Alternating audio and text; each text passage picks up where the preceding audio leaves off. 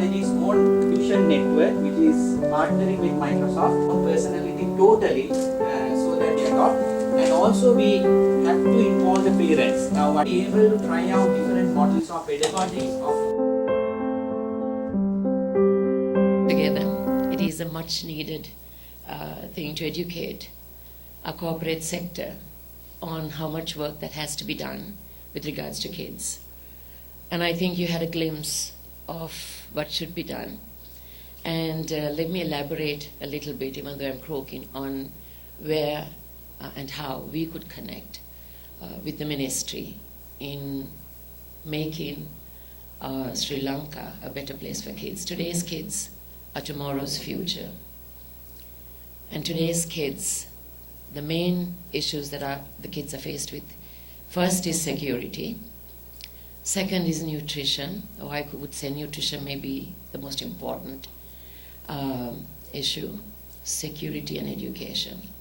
Even though we brag to the whole world that in this region our literacy rate is very high and we have a free education system, we brag about, when we talk about gender indicators, health and education, we basically top the list in the region. But we do not talk about the gray areas and the hidden areas. And this is what we're here to talk about. I think during this program, you will hear many speakers speaking. We have the chairperson of the Child Protection Authority. She will elaborate a little bit on the kind of work that we need to do and why we need to actually speed up some of the work that has to be done, which hasn't been done in the past. Let me start off with protection and why we need to actually step up and have you support us as well. You saw some of the statistics with regards to child abuse.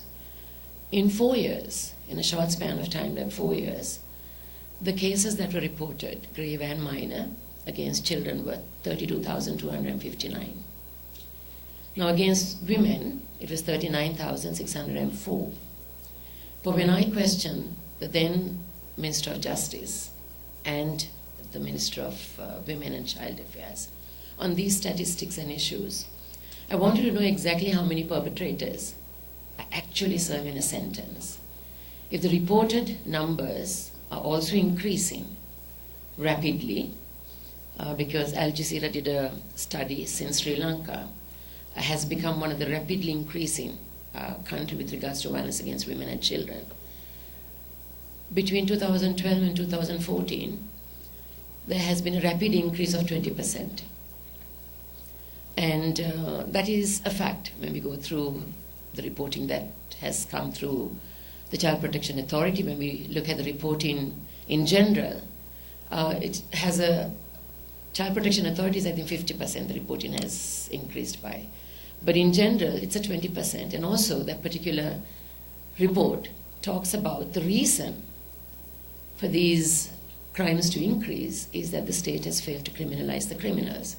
So going back to what I was trying to elaborate earlier was, when I checked to see how many perpetrators are actually serving a sentence, and if justice truly do prevail in this country, I was appalled to see the numbers on these cases that are actually serving a sentence at this point of time is 713. So the question is, what happens to all these cases? And how do these people go scot-free? Now the best example is just the other day, just 2 weeks ago, there was this reporting about a 7-year-old girl, a girl from grade 2 in Puntland, how she was dragged into the jungles. Unfortunately, the people were alert and they managed to rescue this child. Now that perpetrator was a man who was convicted of violence against women. Now he's scot-free. And he knows that he can get off free, so he keeps committing this crime over and over again. I mean, this is with regards to crime, so how do we curb crime?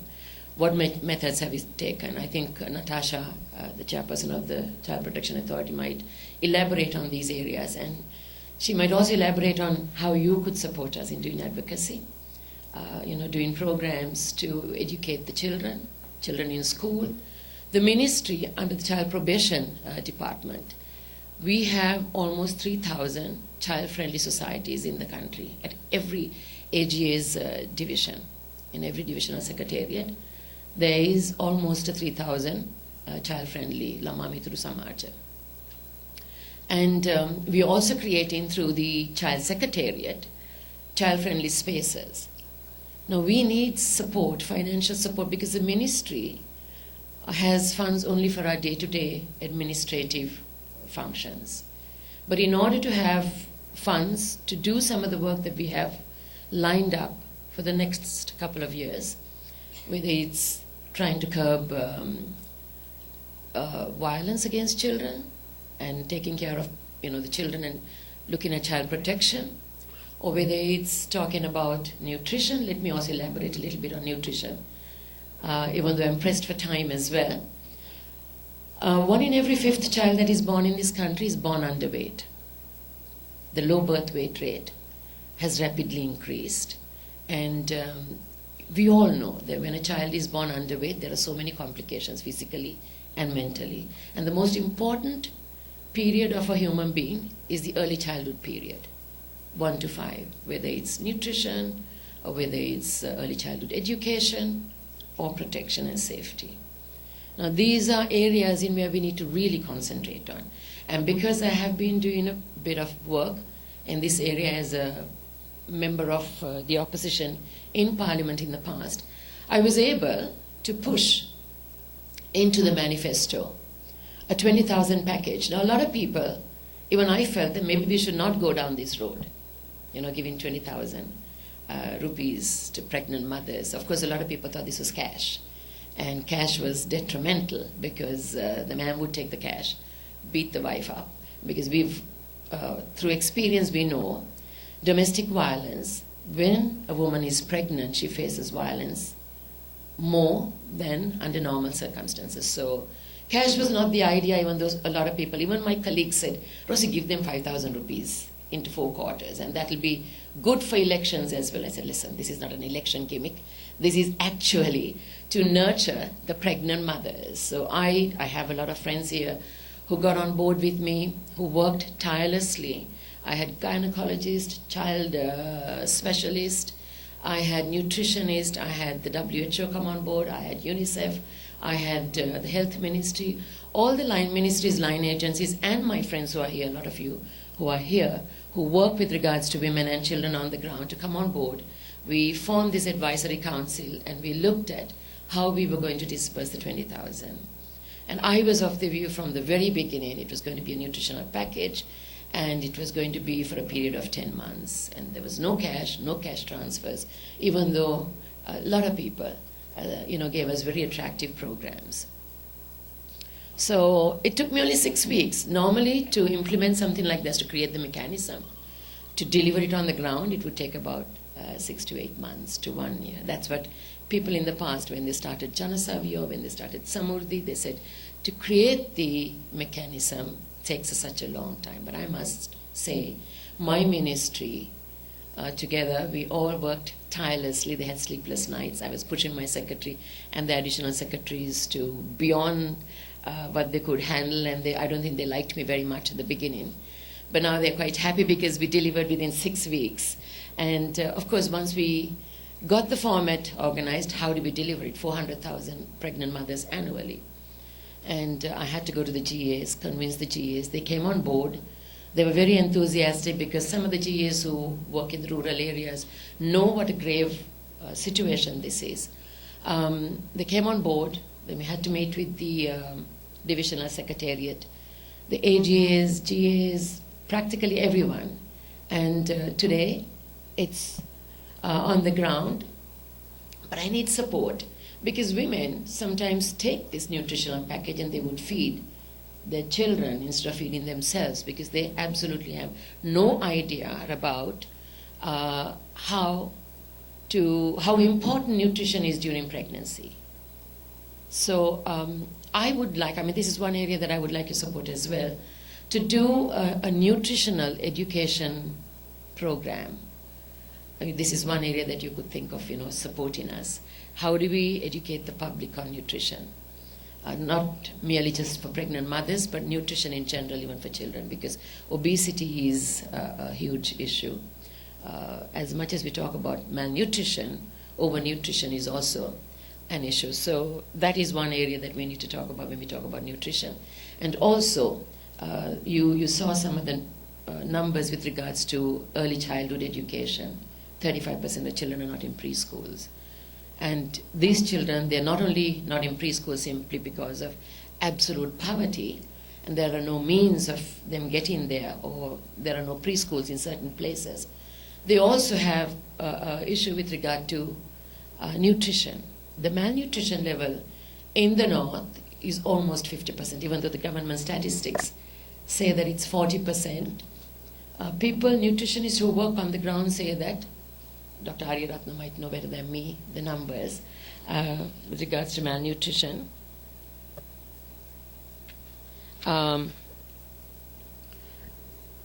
So that's, the north is that amount.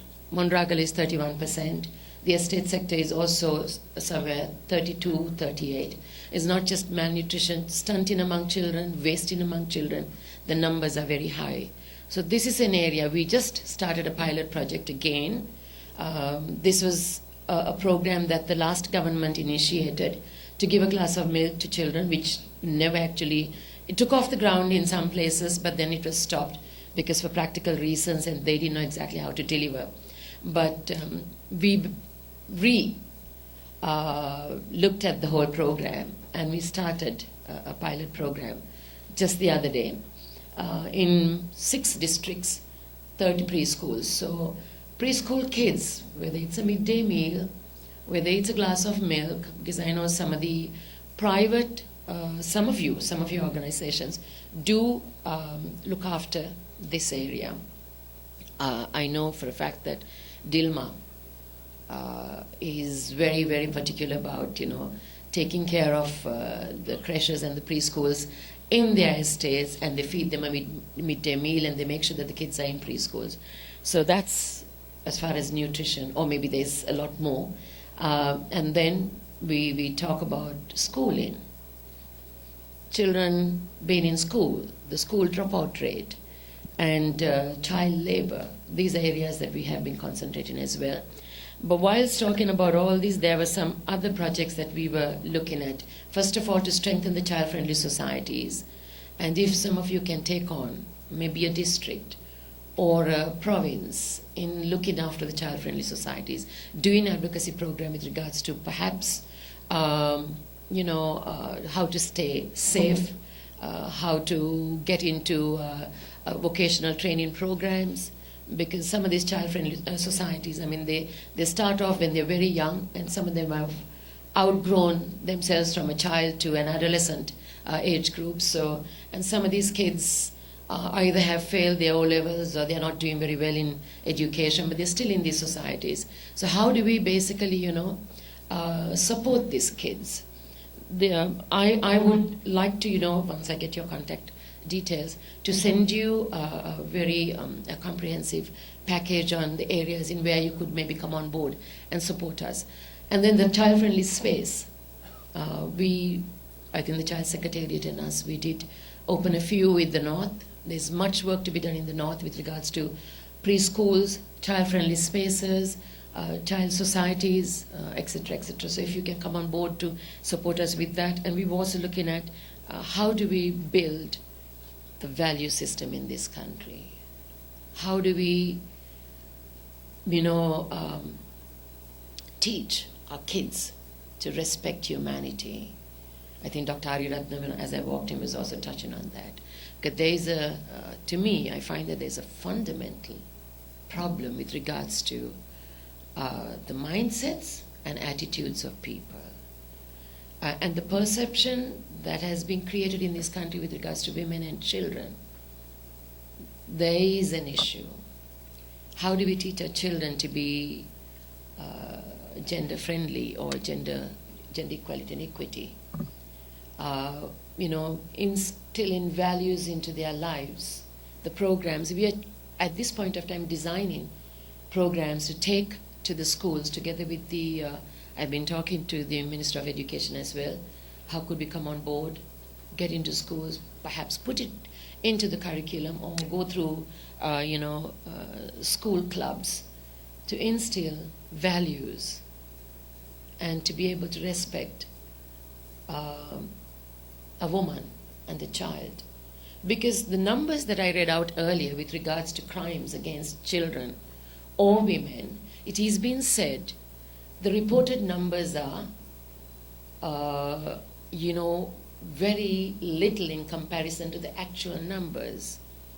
They say that it's only 1/5 that's been reported. Some say it's 1/10 that's been reported, because people don't report cases simply because, first of all, they feel that they get a raw deal when they go seek injustice, and so they shy away from reporting, or because there's a social stigma attached to it. For that reason, people do not report. So, but if this is a case, when we talk about violence against children, incest in certain districts are rising.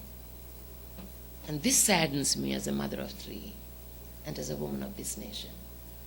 If there's very little respect for a 2-year-old child, a 6-year-old child, then there is a huge problem in this country with regards to mindsets and attitudes towards humanity. So how do we restore values? How do we address the mindset of a human being to respect another human being, to respect women and children? So we are at this point of time designing with our partners on the ground programs to restore values. In fact, UNICEF together with the ministry also launched a campaign just the other day on the 30th of April saying no violence against children. Just put our thumbprint and say enough is enough, let's put a stop. Of course, when we launched it, we got very little media. The media didn't respond that well. So we first took it to the teachers, schools, the Girl Guides, and certain clubs that work with schools. We took it to the clergy. We have now taken it to the media. Yesterday we had the media institution heads and owners of the media institutions. We had a roundtable discussion asking them to have a code of ethics when they're reporting cases as well, without sensationalizing cases. So it's a whole lot of work that we need to do in order to see a better tomorrow for our kids. If I'm to sit and talk about all these areas, it's going to take a whole day. But we have lined up a lot of programs, and the book that I have here is also one such a book, Before You Migrate. To work abroad, it is to talk about how to protect your child. Now, this book was done by a very dear friend and gave it to us to publish it, but we haven't got the funds to produce this and give it to every woman who wants to migrate to keep her safe. That's the little things like this, things like taking programs to schools to educate kids on to restore values again, or to talk about humanity, to talk about gender equality, equity. So there's a whole lot of work that we have lined up, and if you could come on board and support us is what we need. I was also thinking, because there are loads of kids who are hurting and they have no place to go. Because when somebody faces some kind of violence or hindrances or whatever, abuse, there is the 1929 line that they can call and report. But there isn't a line, because this was a thought that I had, where we need to have like a child-friendly secretariat with a couple of lines where children can call up and talk about anything, because most of these children's parents are overseas, especially the mother is overseas, and they are under the care of somebody. There are children who have basically taken their life because the school put pressure to bring 500 rupees, or the school told them to wear a pair of shoes. They couldn't put pressure on the parents because the parents couldn't actually buy the shoes. We've seen kids, when the school told them to bring 500 rupees to color wash the building, she went and stole 8 coconuts from a neighboring estate, and she was taken to task. And the penalty was 50,000 on a poor child. You know, children, when they have issues, whether it's cyber crimes, Facebook issues, we've seen children taking their lives over, Facebook issues. So we're talking about, social media, cyber, and, they go through various issues. There are people who are waiting to, abuse kids and misuse kids through these mediums.